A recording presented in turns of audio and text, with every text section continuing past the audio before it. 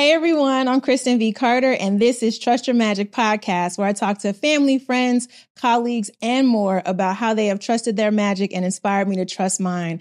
Now, today I'm here with one of my closest friends. She's my emergency contact. She's a beauty enthusiast. When I need vitamins, I always give her a call. I'm like, what should I do with my skin? What should I do with my hair?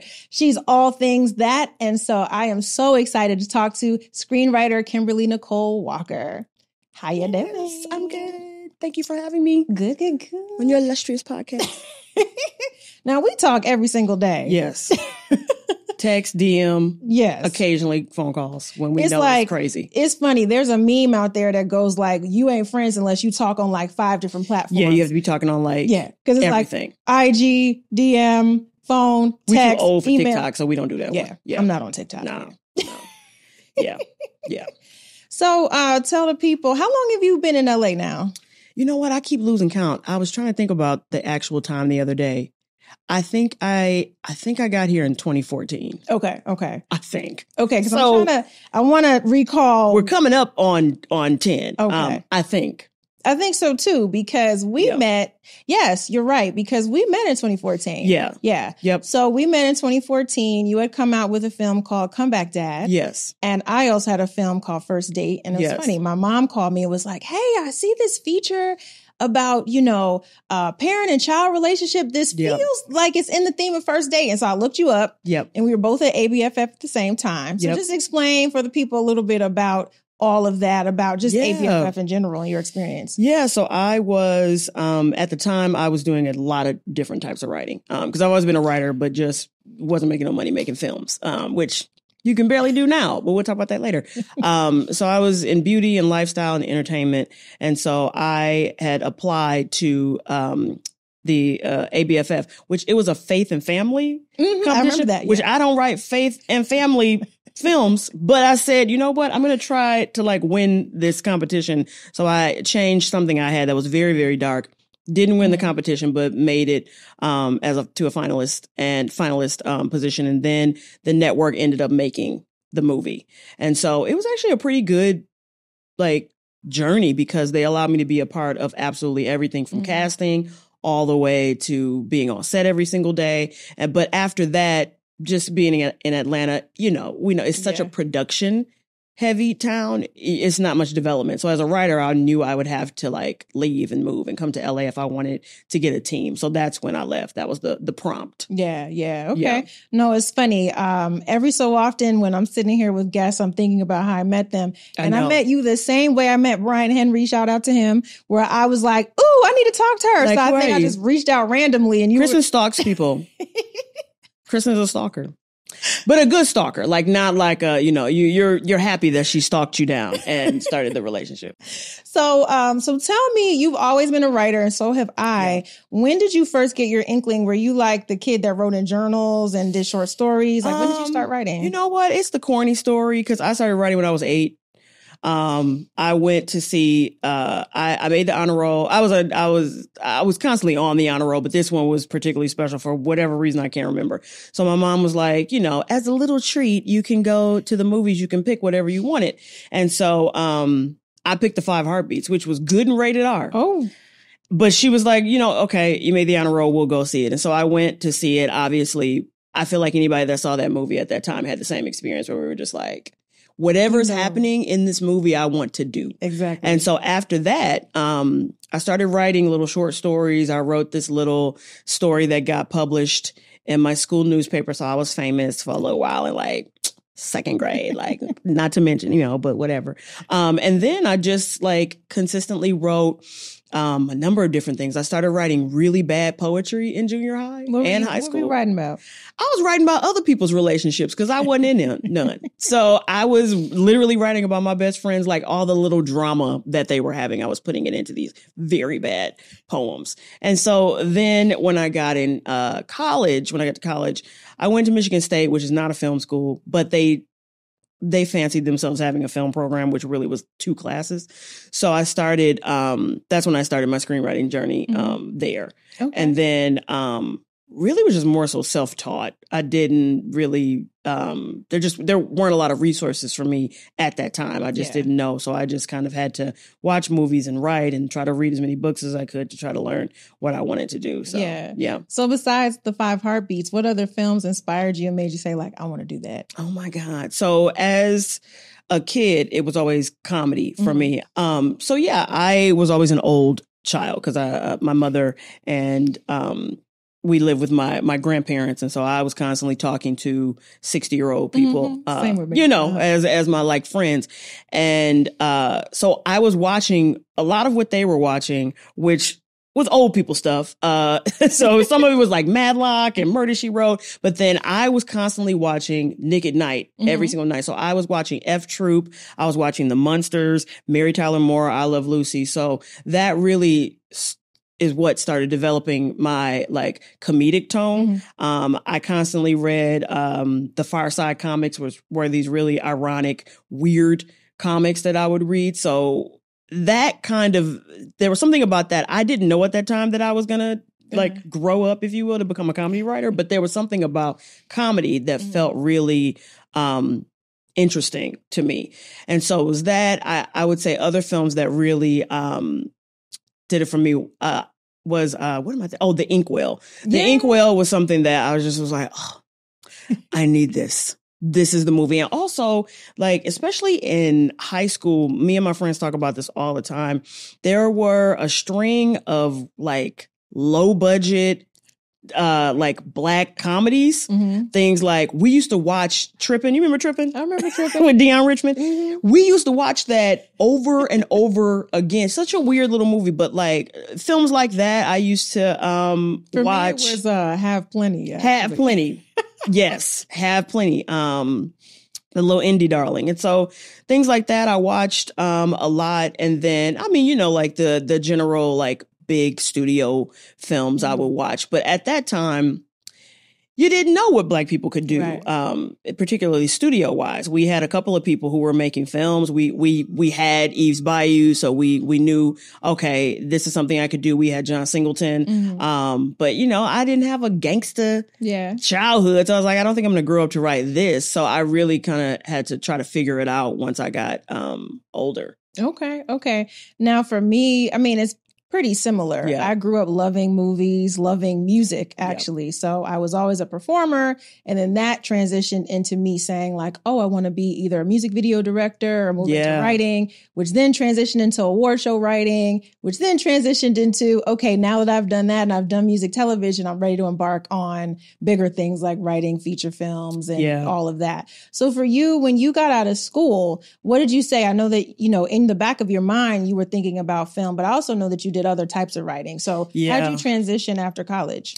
Yeah. So after college, I took a year and I lived in Flint. I lived with my grandparents and I worked a terrible little job at an engineering firm as a secretary, which anyone who knows me knows that makes no sense.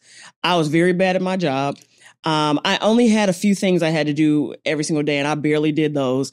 And so at one point in time, finally, I think I had saved up what I thought was enough money. You know, at that time it was probably like $1,200. And I was like, I'm leaving. I'm going to Atlanta. So I like moved. And when I first got to Atlanta, I had, the joke was I had 3 jobs that I still could not pay my rent. None of the jobs combined paid me enough money to do anything. I worked at I was a shampoo girl at like a salon. I worked at Lush, in the mall. And then I had one other really awful job doing something that was stupid that made no sense for me. So then what I started doing was, I started looking up the editors at that. This was actually still because I'm a geriatric millennial. So this is when newspapers, magazines still existed. They don't quite exist now in print. So I started looking up editors and I started figuring out who was actually in town. And so occasionally I would get invited to certain events. And so I literally would go and I would just bring my like little blog clips or whatever writing I had.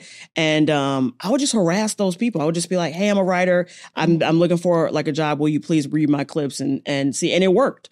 And so I started doing that and I started emailing people and sending like these elaborate proposals. Like, this is how I can make your whatever you're trying to do. At that time, brands hadn't yet transitioned into having like a voice or a blog or something. And so I would email different companies and be like, hey, I could be this person that doesn't exist. And so that's how I got a couple of jobs with like Curlbox. And then I worked for some other like black hair care brands. I worked with Upscale for a while, BET, Ebony. And that's how I kind of got all those. And then people just started referring me. Yeah. So that ended up like working out pretty well, which I know your journey is similar, where people start referring you get one job and then they're like, oh, we like this person. Yeah, exactly. We'll bring her along. Exactly. But growing up, because you were doing beauty and hair and all of that as a writer, did you love that in high school and college? Yes, I was the kitchen stylist. Okay. So I was doing hair in high school. I did my own hair for prom, which it was like one of those freeze pin curl ponytails. Very hard to do. And I did it. And then I would do like my friend's hair in college. I would do, you know what? I was stupid in college because I was not charging enough. I was doing whole straw sets for $25. I don't know why I was charging $25. I should have been charging like $75. I didn't know, but also I think I was too afraid to actually say, oh, I'm going to charge like $75. Anyway, so I was doing that in college, making like a little bit of money. And then actually the first job that what I thought I was going to do when I got to Atlanta, I've always had like a low key dream of being like on a glam squad. Like, ooh, I want to like be the like hair person. I want to be like Kim Kimball. I want to be like someone who does Beyonce's hair. So I was going to Atlanta to go to Aveda, to go to their concept school, their concept salon school. My loan got denied. Because I hadn't been paying my student loans, child. So they were like, nobody's giving you an additional loan. You haven't paid the loans that you owe. You currently owe. So that was actually a really big blessing because it kind of like pushed me into what I knew I really was supposed to be doing. Because I don't know what would have happened had I actually got into Aveda and like become like a colorist or something, which that's a cool job, but I don't think what I was meant to do like forever.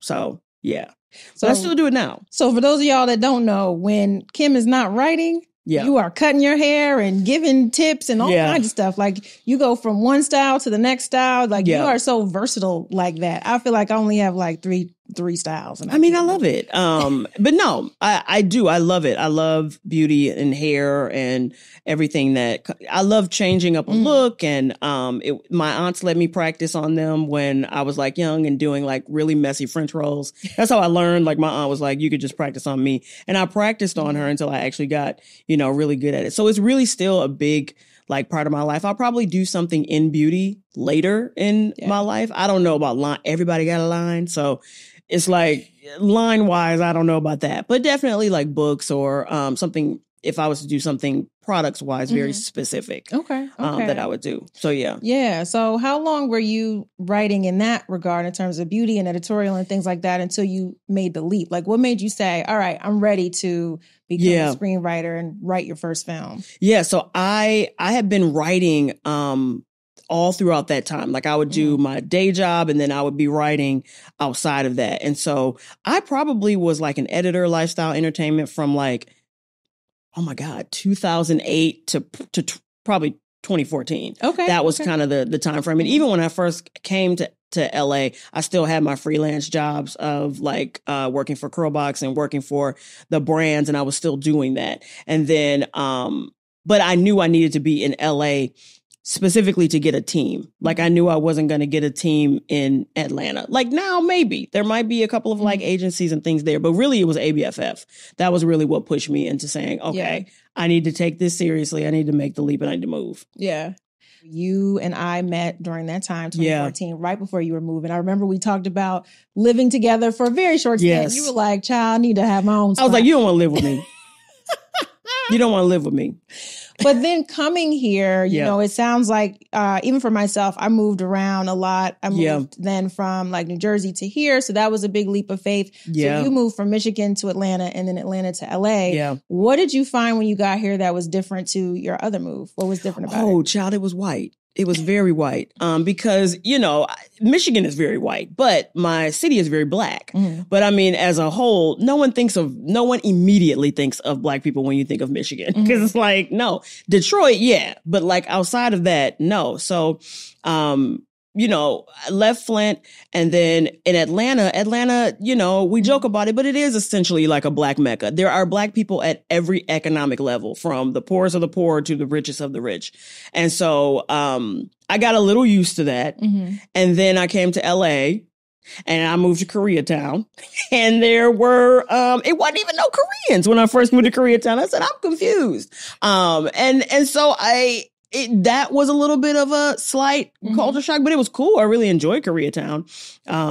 And I found that the one thing I did find that I'm still sort of struggling with in LA is the lack of community. I do feel like there was more of a sense of community in Atlanta that in LA, I think we all find, we've talked about this in the entertainment business, that you're just like, ooh, it's difficult to really kind of create that like tribe of you gotta be really intentional so that you're not always talking about work. It's really easy to get someplace and folks are just venting about work and we're sitting there that's it. And I'm a culprit. I do that all the time. I'm constantly talking about art or writing or whatever else, but also, other stuff with like close friends. But I would say that was probably one of the biggest differences, along with just kind of learning the industry. What I'm finding, and I don't know that it's changed. I hope that it does. I hope we can be a part of this change, but there's not a lot of information.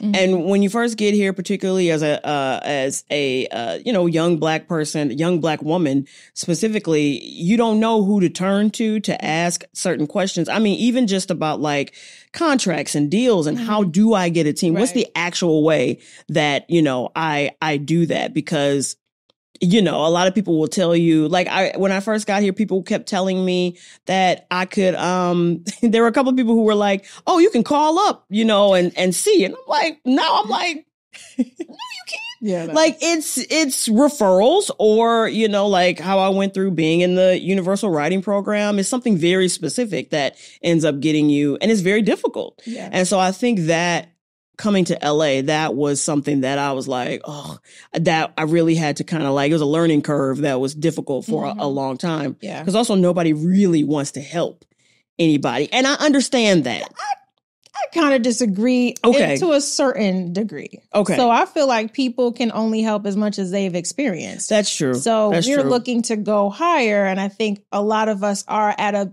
good level, but we haven't yet like gotten that major thing, whatever that looks like, looks, you know what I mean? So I feel like folks can only help as much as they know. They can only, that's true. And that's what I was saying. I understand it now in the place that I'm in now, because you have to have a very specific offering on the other side for the person to be able to help you in the first place. Yeah. And a lot of times that comes across as hating. And it's like, no, we're not hating on you. It's just that you might need to grow and achieve like a little increment more so that I can actually assist you in the way you want to be assisted. Mm-hmm. Mm-hmm. So, okay. So, you're a working writer. Yeah. And I'm obviously a working producer, writer-producer as well. And so I was going to ask you, do you feel like you've hit your big break? And if not, how do you feel just in your career right now? Oh, Lord. So at the time of filming this podcast, we were on the precipice of a strike. So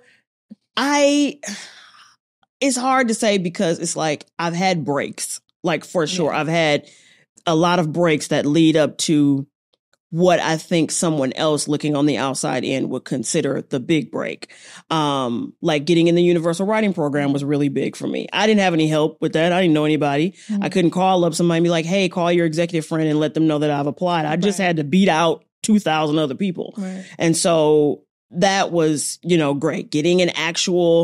Getting the management firm of my dreams, that was like a really big break. And then the first TV job I ever had, and then I sold a show. They didn't make it, but I sold it. Mm-hmm. And, so I've had lots of breaks. I would say that for me right now, I've always been a filmmaker. Mm-hmm. I've always been someone who writes features. I love TV. I write TV, but I love features. For me, my ultimate dream is to kidnap people in a theater and force you to watch my movie, And so that, on the scale that I know I can achieve, I don't think that's happened yet, which I'm on, it's happening right now, but it just hasn't fully happened yet. So I I don't know. It's like a complicated answer where it's like, yes, but also like, no. Yeah. I mean, it's a daily conversation that you and I have. We are constantly talking about the difference between artistry and industry. Right. And how challenging it is to just stay in focus and keep it going. That's one thing. But then number two, it's like understanding and honoring our wins. Cause I would feel the same. I feel the same way. It's like, sure, we've had a lot of major wins, but there's so many other things I want to do. There's so many other things I can't wait. You know, and I say all the time, I'm like, I can't wait till this thing sells. Till we do this thing. You know what I mean? And so Kristen's worked on 652,000 shows. I have not, but like, so yeah. And but for you, it's a big deal, in terms of selling your own show, and being a part of your own thing. And I think that's kind of where, we're both very similar, where it's like, I could potentially be, there's a lot of different routes for writers, particularly, TV and features. And I'm not what would be called, career roomist. I'm not a person that just wants to jump from show to show to show. And there's nothing wrong with that though, right? Because those people continue to excel to the point where they're showrunners at some point in time. But I'm a person who really would prefer to kind of, tightrope both TV and features, mainly work. The bulk of my work, which is why I will say I've had some wins, really great wins, is I've mainly eaten off of my own work, which is not usual in Hollywood. You usually don't just make the bulk of your income off of things original ideas you've pitched and sold. But I'm really aggressive about that. Which, you have to turn down a lot of opportunities when you do that. Maybe you make a little less money in certain seasons because you're just focusing on one thing. So so I would say the big break it's coming. I mean, it's like around the corner. Like I'm peeking, like I can see it. Yeah. It's funny though, because even though we say that, it's like you hit the big break and then you want the next break. And then the next break, it like never changes. And I am that person. All the time. I'll be like, we're never satisfied. As humans, we're never satisfied. You get the one thing, you want the other thing. You want, this vacation, you want that vacation. It just kind of moves. You get that money, you want another money. It's true. It's true. And I'm trying to be cognizant of that so that I don't turn into the person who's not at all paying attention when something really fantastic happens. And then I'm just kind of like, oh, but what else? Like, I don't want to be that person, because you'll look up and be 80 and then you'll wonder where your life went. And I don't want to do that. Yeah. Like, I want to enjoy some of it. So you had a TV movie in 2014. Yeah. So tell me about when you first got into your first writer's room, and just your experience there. Because I have lots of thoughts. People always tell me, Kristen, I don't think you would do well in the writer's room because you're so tired. Like, I don't like going back and forth for long periods of time. My first writer's room, I was very, very excited to work with, I guess I can say what it is. The show is never coming out, but at the time, but not, it has nothing to do with me. But at the time, I had gotten in, to this room. It was the reboot. It was an animated reboot of Good Times, which I remember that. Already sounds like what? So I get that. But I was really excited to be in that room because the showrunner is Carl Jones, who had worked on the Boondocks and the Last OG, and was just a brilliant black man, very creative, real crazy. And I was like, oh, I'll be able to work in adult animation, and I'm ridiculous. I'd like to be able to be as ridiculous as I want to. So the room was cool, but there just were a lot of issues. And so, and then he was kind of split between two rooms. And so he wasn't able to be in our room as much, which I get. He was getting his money and he's very talented. Lots of people wanted to work with him. And so the room ended up being good and sometimes bad. What I will say is it definitely made me realize that I don't know that I'm of like a person who could just be in rooms my whole life, because it is. People think that, oh my God, it's so glamorous. You're a TV writer, you're writing TV. And it's like, nah, girl, we are sitting in a room talking about one scene or one thing that needs to happen in that scene for 4 hours. And we're tossing idea out. And then maybe whoever the higher up is knows that they want to go with their idea anyway. They're like, I got something in my mind and I'm going to go with it anyway, but go ahead. And so we're doing that for 4 hours only to get to the end. And they're like, you know what? They pitch whatever it is that they wanted to do, and then they go with that. And like, that's just an example, but that's a very common thing that sometimes happens. If you want to work in TV, yes, you need to be meticulous. You need to really enjoy. I mean, it's a group project. This is a big group project. You really do have to enjoy talking about a monotonous thing and for a long time, and maybe arguing for your point or whatever it is. But yeah, it's not for everybody. I'll say that. Yeah. But I don't know. Maybe it'll get better. Maybe it'll be better. And then I was in another room that I won't say because it was not so great.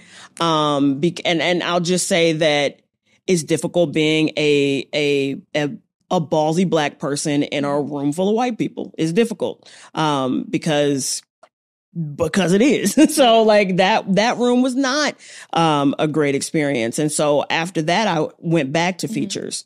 Because features can get very annoying as well. But at least I don't have to talk to these people every day. I talk to them when I have to turn in a draft and get notes, but I don't have to get up every single day and have small talk with someone that I'm like, I hate you so much.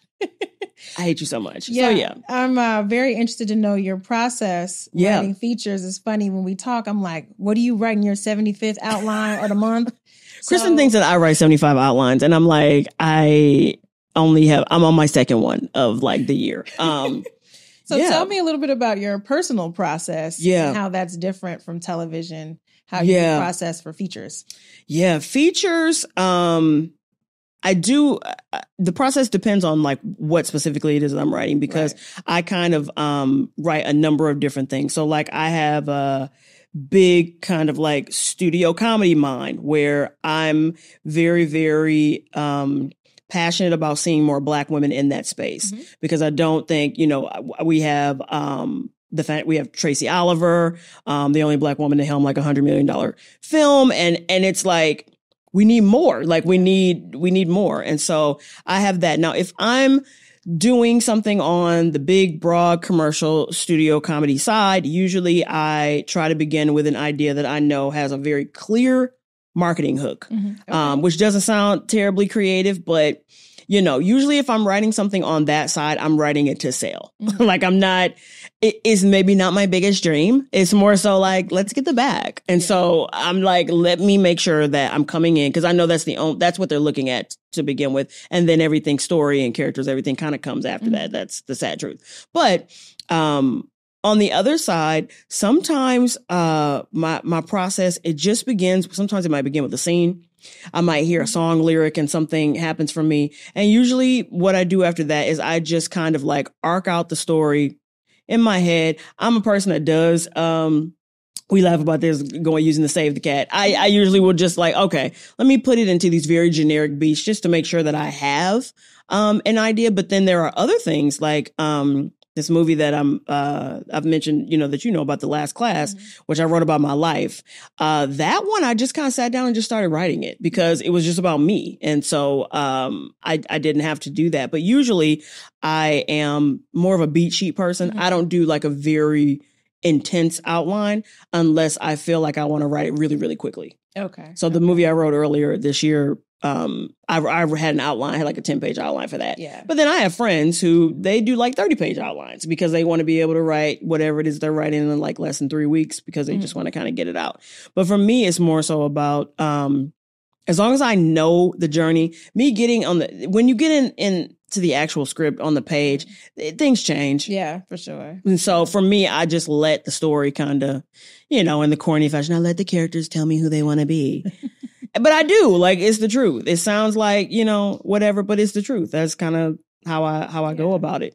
So what's the difference between, you mentioned writing something to sell and then writing something that's near and dear to your heart? Yeah. How different is the process? Yeah. So when I'm writing, like even with, when I was writing my TV samples, things I knew maybe wouldn't necessarily get made, but might get me jobs, which I've gotten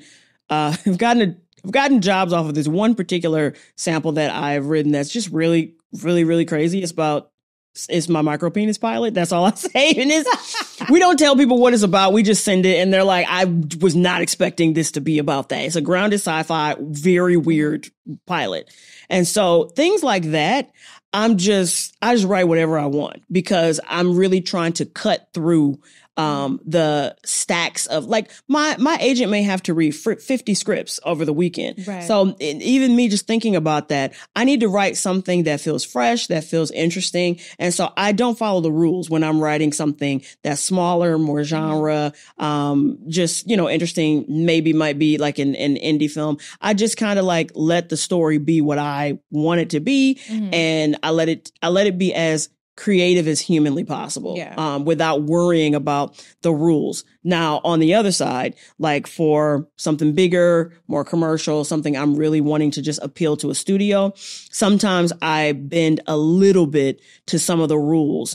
I bend a little bit into some of the tropes I know those like execs are gonna want to see. I get really specific about right now, people like things that are multi-generational. So I make sure that I have a multi-generational character cast, or I make sure that I have things that kind of apply to the times, but not so much that it feels preachy and like weird. I lean into big set pieces that I know that they want. We call them trailer moments. I lean into the trailer moments in those, knowing that they're going to want to, see that. So I would say the difference is I'm a little more calculated in some of the like studio stuff that I know I'm pitching or working on versus my other work, which that's me, the truest me. The studio stuff, I kind of tend to think of myself as a writer for hire. Okay. I'm like, I'm a writer for hire. This is the stuff that I want to like buy a house.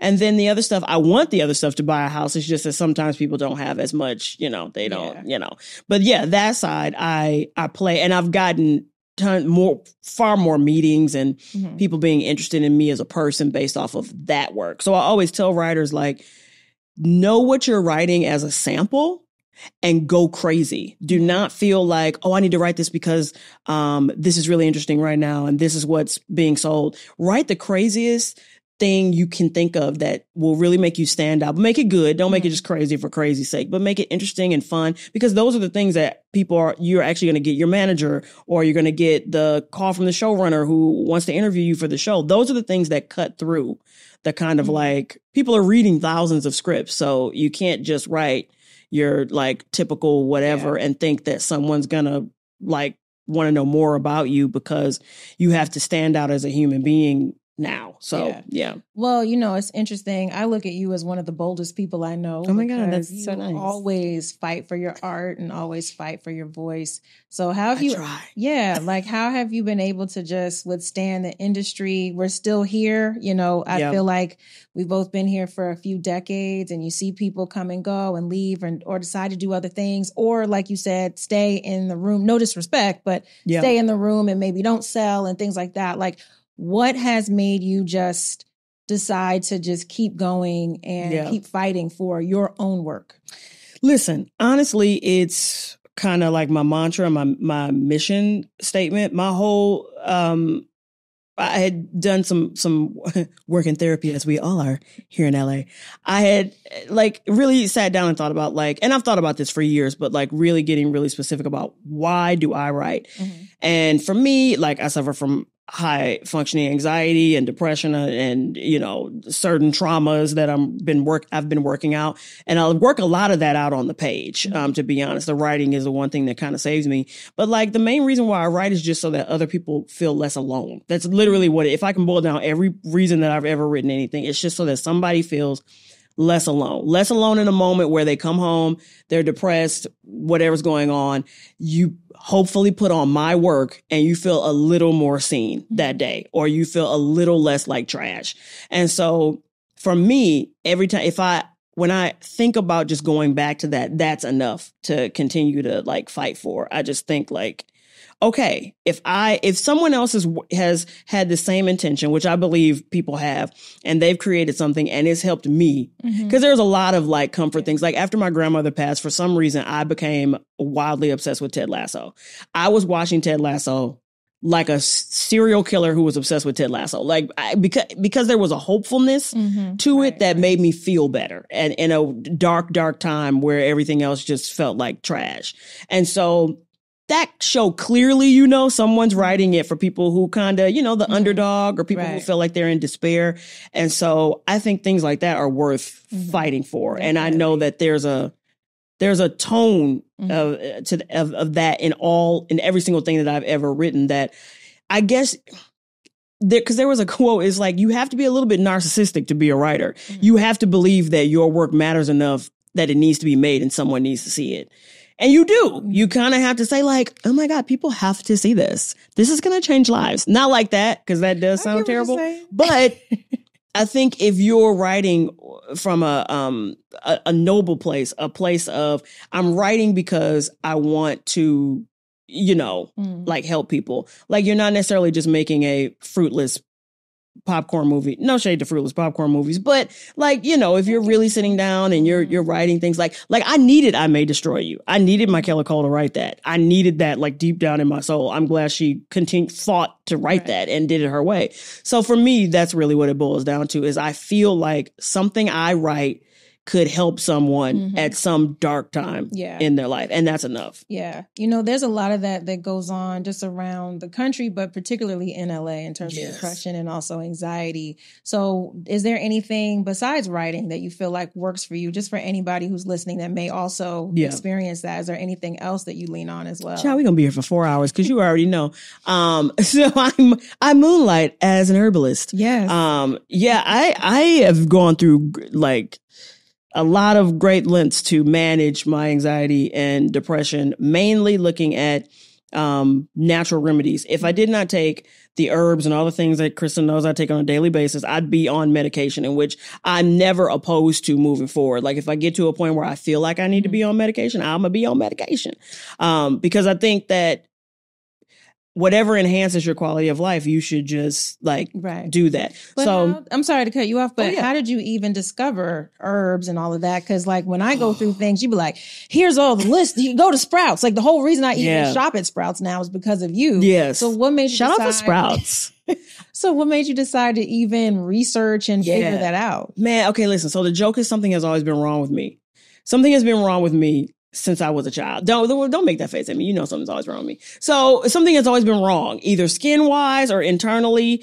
And then in my 20s, I went through a very hilarious bit of hypochondria where nothing really was wrong, but I thought something was wrong. So that led me down like a rabbit hole of doing all these things. But like I've always had eczema and allergies and inflammation runs in my family. And so kind of in my 20s, I just started, I had like all these doctors. At one point in time, I was going to the dermatologist every week and they were putting me on steroids and I was like gaining weight. And I was like, there has to be a better way to manage these issues. So that really is what started me on the herb journey. So I started researching things. I started seeing actual herbalists. I started engaging in, I started being in these programs, these like extensive detox programs where I would ask a ton of questions. And then I would go and do, I would do these really intense Google searches where I was reading like medical journals. I mean, getting really creepy with it at one point in time. At the core of pretty much all like modern medicine, anything we take, any pill we get prescribed to us, it's some plant that they have then modified to make it more potent. And so once I started doing that, I literally would, whatever they would prescribe to me, I would go and see what the plant was that this was like, you know, or what the plant version of a steroid is. Like, what is that? You know, things like yucca or other things that really like calm down inflammation. So once I started like doing it, you just get obsessed with it. Yeah. And so, but then weird things kept happening to me in my like 20s. And so I just kept finding new remedies. And it probably got weird after a while because I probably was like making up stuff. Like at one point in time, I thought I was allergic to water. We'll move on. But girl, but it's also like we talk about the new moon and retrograde and all kinds of stuff. We do. We're witchy and goddessy. And so I'm constantly like searching for new things and I get really excited. So then I've always had issues with anxiety and depression, but I kind of would in my, this is actually a great story because I'm for this, I guess. In my 20s, like I went through a bit of time where I had moved to Atlanta. It was early on. This is probably like 25-ish. Okay.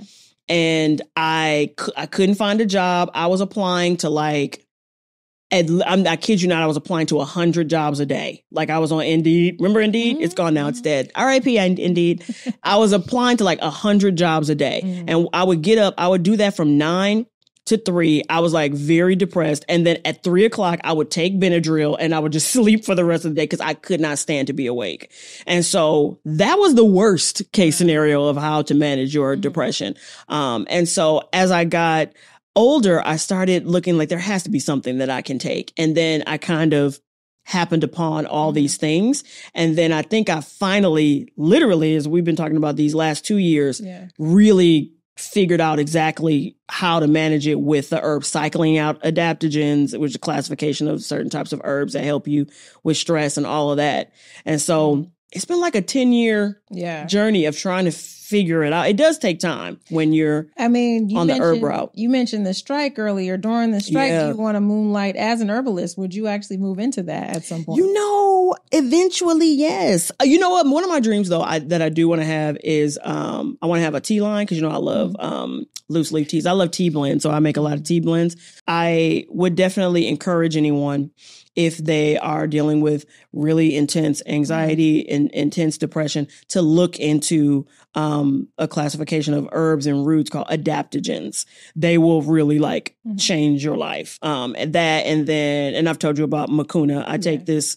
Mucuna is the name is velvet bean, but it's a dopamine boost. It's a natural dopamine boost that I don't take every single day, but if I'm in like a rough, can I get out of it, debilitating depressive state, then it helps me. It gives you motivation. That's what dopamine does in general. It just gives you motivation to get out of bed, to go to the gym, to do whatever it is you're trying to do. So for me, it's about hacking my body, but hacking my body all day. That's the thing. It is kind of exhaustive because I do things in the morning, then midday I have to do something, and then before bed I do something else. So you just got to kind of be really serious about managing it.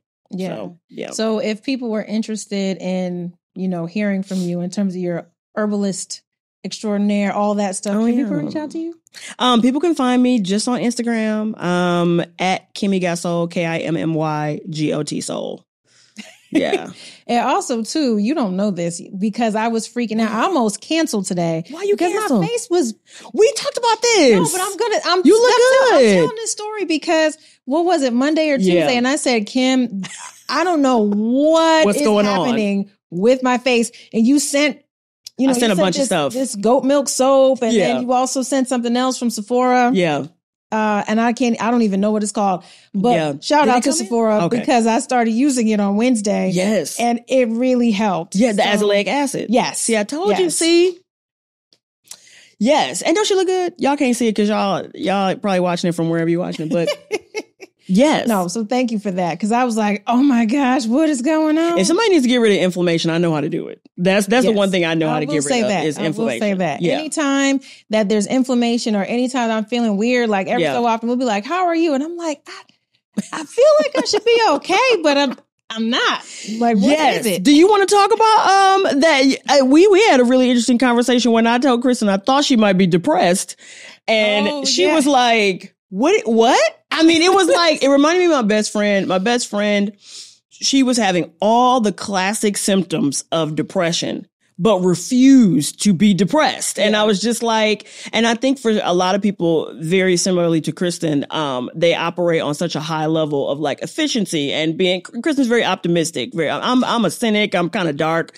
And but Kristen's very much like, oh my God. She is like literally. And so I think the idea of even like, oh my God, like you really think I'm depressed? She is giving me all the classic signs of depression. Can we explain the story? Okay, go ahead. You explain the story. Go ahead. So I'm on a very challenging show right now. Yes. And, dealing with some family health concerns at the same time, then dating, then, just I think coming out of COVID, a bunch of different things. A lot. So around the end of December, early January, I kept saying like, I just don't feel right. Like, I don't know what's going on. And Kim lightly, thank you for this, lightly mentioned, like, you've been saying some of these things for a few weeks now. Do you think you might be depressed? And just like what you said, I went. Kristen said, why would you say that? I said, what?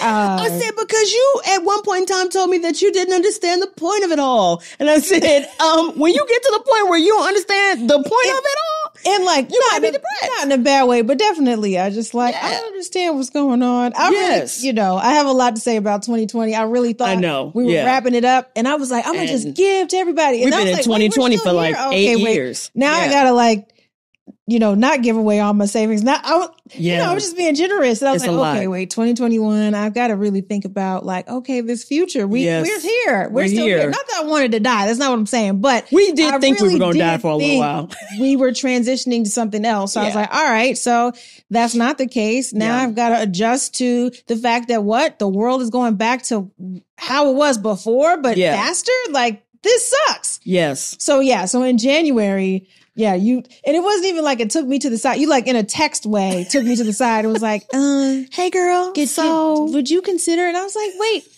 I was depressed in high school and it wasn't that. And you're like, but it still could be. Right. So I'm like, even now, I'm like, I'll consider that a lower time. I still, She refused to be depressed. And I was just like, it's okay. Like, we live in a very depressing world in a depressing country. And I'm like, just accept it so that, But I will say, and then we can wrap up. But I will say that after having that conversation and evaluating what was going on, it really was a wake-up call for me to say, okay, one, I can accept the fact that I'm in a funk. Yeah. And then after that, what can I do about it? Yeah. And so I really started thinking, okay, obviously I'm in a contract that I want to fulfill with this show. Yeah. So that's number one. I want to keep going, but how can I make sure that I'm happy? Yeah. And I'm not just complaining and texting you and stomping around and being like, oh, I can't wait. Like I have to figure out what else I'm going to do. And so around that time I did a meditation. She upped her meditation. Yes, efforts. I started Insight Timer. I had started prior, but I did this meditation that was around like future self visualization. Yeah. It was a 7-minute thing. And basically it was my older self talking to me. My older self's name was Jet. I'm not even kidding, Jet. But Jet opened her home to me and took me into her screening room. That. I'm not even kidding. Took me into her screening room and I said, Jet, how do I get to where you are? You're obviously accomplished. You've done some films. What can you do? And she gave me a step-by-step process. That was all in 7 minutes. Love it. And after that, that's when I said, okay, I need to start drafting my feature film. And that's really, what's been making me happy outside is this podcast, doing this, doing other fun things outside of just doing what we do for work. Because it's so hard to think about what we always say, artistry and industry. Yeah. Yes, we're in the industry. Yes, we deliver shows. Yes, we deliver scripts, all of those things. But then it's also like, why are we doing this? We're doing this because it's fun. We're doing this because we love it. It's supposed to be fun. Right. And so like all this year, I keep saying, do your art. Like now it's like, I remember when Trust Your Magic came up in 2016. It was a response to how I was feeling then. And I think now everywhere I go, I'm just telling people and reminding them and reminding myself, like, we have to do our art. Like, we're here because we love this. Yes. How are you going to trust your magic this week? Are you asking me? Yes. Okay. So how I'm going to trust my magic this week, girl, I have to get through this outline. So you talk about when I tell you I get stuck because I'm writing something that's about my life in the last couple of years. And so I'm like, ooh, this new thing. But I definitely want to finish the outline. I've finally gotten what I want for Act 2. And you've been, cheering me on. That's the hard one, y'all. I will finish this week. Amazing. That's my commitment to myself. And then also at the same time, just inspiration wise, I just decided to do another Blessed, Booked, and Busy because it's a response to what I feel like is the scarcity conversation and the fear conversation around the strike and the recession. So I'm really, really excited about that. I love it. Yeah. So yes. How are you trusting your magic? I think I've been doing a lot of more, body work and trying to open up my body. I feel a lot of tenseness. And so I think I need to do a lot more stretching this week, maybe some yoga. Okay. And I think I need to dip off from my laptop a little bit more. I've been reading a little bit more. I've been reading this collection of Octavia Butler short stories, Bloodchild. Mm-hmm. And so that feels good to just go to a cafe without my laptop, sit down and read and just kind of not be just, clicking and clacking. So I think I'm going to push myself a little bit away from my usual routine so that I can kind of like shake off some of the like industry, whatever, checking my email constantly and like doing all that. Yeah. What I recently started doing, because we had a hiatus for a week and I was in coffee shops every day, just trying to like reignite the screenwriter in me, because I've been producing shows for so long. I haven't written a feature in 10 years. So I was like, okay, let me like try something new. And so now I've been going to coffee shops. I want to say at least 2 hours every other day just to get out of the house, because I work from home. And I think now I've got used to it. There's a little bit of like stale energy around it. So I know this third year, COVID, I know that we're out and about and we're not wearing masks like we did, but I would still say we have like the residue of the fact that we work from home. We don't hang out as much. So I'm like, okay, let me get outside. Let me get to the coffee shops. Let me walk around. So I've been. I love a coffee shop. I'm a coffee shop whore. I love it. Yeah. So is there anything else that you want to chat about? Oh my God, I feel like we did quite a bit. Yeah. I think so too. I think it was good. Yeah. It was magical. It was magical. Well, Kim, thank you for being one of my closest friends. I trust you immensely. And I'm just so happy that we're here and we're still fighting for our art. We are. And I'm looking forward to more announcements and more great things and more production. So, thank you for being here. I love it. Thank you for inviting me. And just one more time, look at this camera and tell people where they can find you. Yes. You guys can find me on Instagram at Kimmy Got Soul.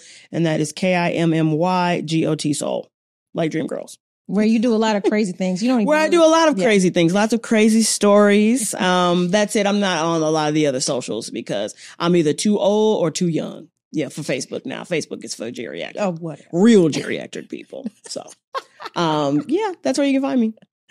Thank you guys so much for checking out Trust Your Magic. If you liked what you heard or watched, please feel free to subscribe and we will see you next time.